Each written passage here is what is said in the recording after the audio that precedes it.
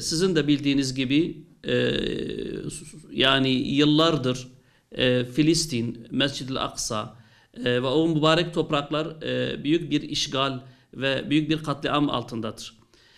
Özellikle son bir ay içerisinde Aksa tufanıyla başlayan operasyonlar işi iyice çığırından çıkarmış ve bugün artık orada her gün yüzlerce kardeşimiz, çoluk çocuk, kadın erkek demeden şehit edilmektedir. Şu anda Gazze'de ve Filistin toprağında ölümden başka bir şey yok, ölüm yağmaktadır.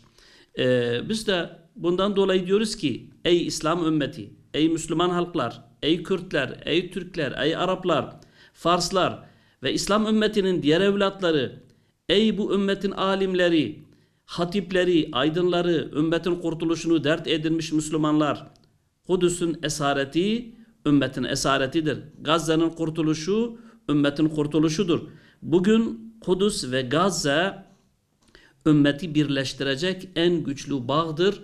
O yüzden Kudüs'e, Gazze'ye sahip çıkmak mükellefiyetimiz vardır. Biz peygamber sevdaları olarak İHA'nın başlatmış olduğu Filistin için özgürlük konvoyuna bütün kardeşlerimizle, bütün imkanlarımızla destek veriyoruz.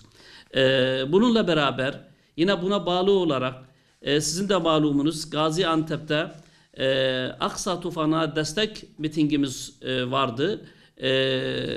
Bu sebepten dolayı şimdilik bu mitingimizi erteleme kararı almış bulunuyoruz ki bütün kardeşlerimiz Filistin için özgürlük konvoyuna destek verebilmeleri amacıyla bu mitingimizi de erteleyerek bu fedakarlıkta da bulunmuş oluyoruz. Bütün üyelerimizin, kardeşlerimizin ve kamuoyumuzun bilgisine sunuyoruz. Teşekkür ederim.